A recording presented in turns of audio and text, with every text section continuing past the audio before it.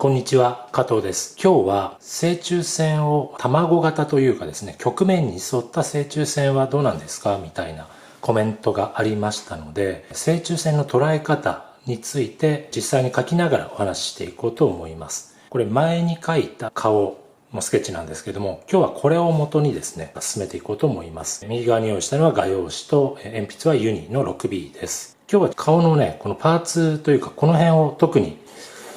重点的に見ていこうと思うので、こんな感じでこの辺でいきましょうかね。はい、この辺、いつも私書き始めにこんな風にこう何重にもぐるぐると楕円書いてますけれども、この時に気をつけているポイントは顎の位置とこのつむじの位置というか天頂の位置、このちょっと卵型みたいなここを細い先端頂点とした卵型みたいなのをイメージして描くことが多いです。で、このモデルさんの場合は少しね、顎を持ち上げてるというか、目線が少し上向いてる感じ、垂直よりもちょっとこうね、顎が前に出てる感じなので、なおさら顎がちょっとね、まっすぐよりも右に出ている感じ、こんな感じで楕円を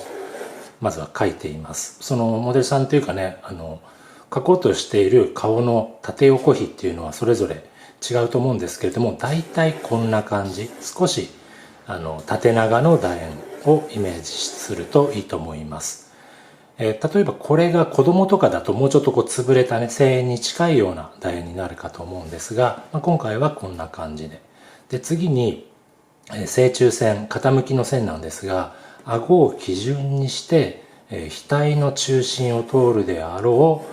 う、例えば私の場合ですとこんな風に直線ですね、捉えていくことが多いです。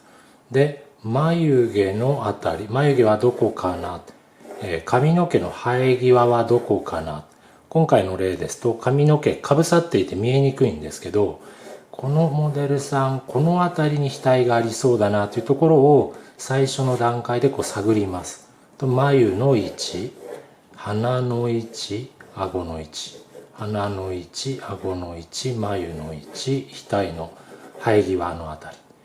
で、この時に卵型に沿ってこのカーブしたこういう正中線はどうなんですかっていう考え方もあるんで、これも一緒に考えていきたいと思うんですけれども、もちろんこういう感じで捉えてもいいんですが、私は直線の方がもうちょっとこうシンプルで分かりやすいかなと考えています。ここの考え方の違いなんですが、ちょっとこの辺に書きますね。顔を横から見た時に、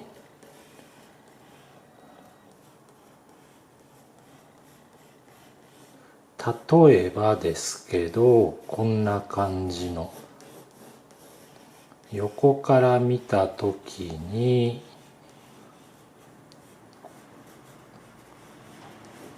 はい、こんな感じでちょっと顎長いな、もうちょっと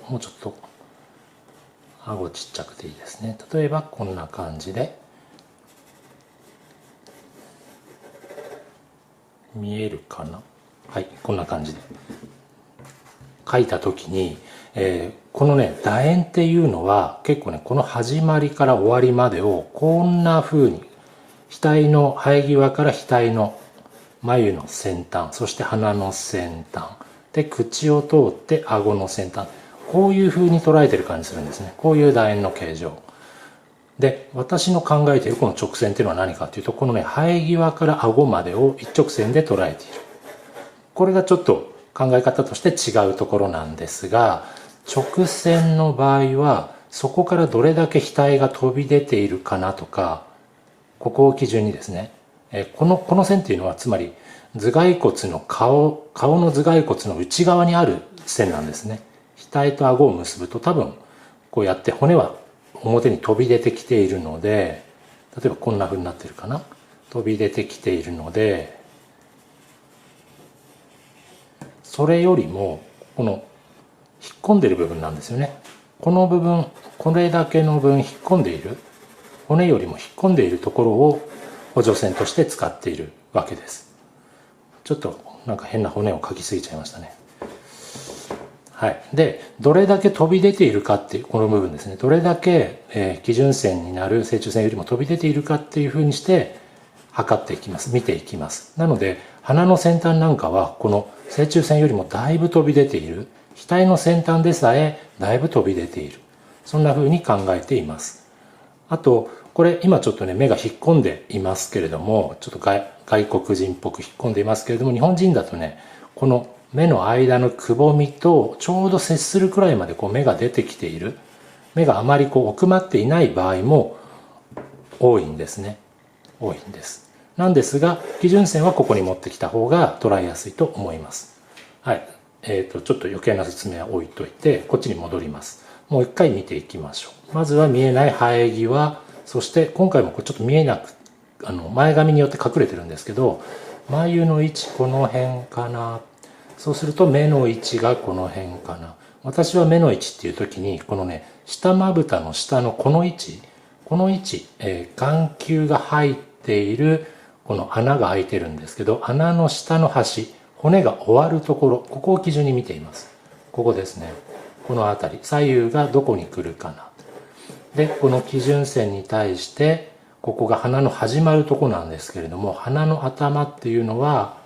ここよりもだいぶ飛び出ています。楕円というかこうカーブで捉えるのと直線で捉えるのでは、この鼻の頭の位置の基準線からの距離が変わってくるかと思います。そして口の位置、顎の位置、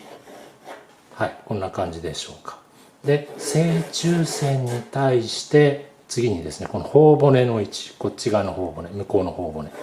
捉えて、で顎までこういう三角形、こういう形を想定しています。額もそうです。この眉の端、眉のカーブのこの一番頂点からこの額の生え際までをこんな風に私捉えています。こういう台形ですね。台形で捉えることが多いです。下の、ひっくり返った台形と上の台形と額とこの顔の主要なパーツの集まるところですね。こんな風に区別して、あと目のあたりはね、この辺にこの、眼球のくぼみがあるんですけど、その端っこの目の、穴の終わるところ、ここを結構基準になるんで、ここを一緒に捉えて、ここからこっちを側面っていう風に区別割り切ることが多いです。顎の先端、頬骨の先端、額の眉の端のこのカーブの一番盛り上がったところですね。と生え際、大体こんな感じですかね。はい、次に正中線、直線に対してどれくらい鼻が飛び出ているのか。今回の例で言うと、例えばこんな感じ。あとですね、今省略してこう直線的にこう捉えましたけど、これ基準線なんですね。で、頬骨からほっぺたちょっとこう肉がついて膨らんでる場合は、これにこうちょっとかぶさる形でこの曲線が、向こう側の曲線が入ってきます。こんな感じ。はい、ちょっとね、パーツ書いてみますね。まず目もね、もうちょっと書かないと何だかわからないんで、少し書き入れてみます。見えないですけど、ここら辺に眉が来るかな。で、目がこの辺に来るかな。向こうの目はこの辺かな。で、鼻と鼻の、眉と眉の間ですね。鼻のライン、見えている形がこんな感じかな。で、向こうの眉につながる。ここもちょうどね、眉毛が前髪によって隠れていますけれども、もしこれ、前髪をかき上げたらどの辺に来るのかなって想定しながら。こんな感じですね。こんな感じで眉の位置、眼球の位置、捉えていきます。あと、下まぶたの終わるところ、この辺かな。で、ここはね、側面、鼻の側面、影ちょっと入れておきますね。この辺はこう影になって見えているところ。で、鼻の長さというか高さ、小鼻があって、鼻の下があって、口につながって、口の下、ちょっと顎に至る、このへこんでるところですね。口の開いているところ。はい。だいたいこんな感じかな。で、見えないですけど、ここ耳があって、エラにつながる。こんな感じのライン。で首と。はい、どうでしょうか。今回正中線を基準にして、直線の正中線ですね。曲線の場合だとこの始まるところ、鼻の頭で唇の端、顎の端ってこんな風につながって書く人多いと思うんですが、私は直線でそこからどれだけ飛び出ているかっていうのを、横から断面で見た時はこんな感じですね。正中線、額の生え際と顎の先端を結んだところよりも飛び出ている形を意識して捉えていきます。こんな感じ。はい、今日は前に描いた女性像、簡単なスケッチなんですけれども、それを元にして正中線の捉え方、各パーツのこの基準線ですね、平行線、基準線のどこをポイントに捉えていくのかっていうお話をしました。はい、今日の動画は以上になります。それではまた次の動画でお会いしましょう。さよなら。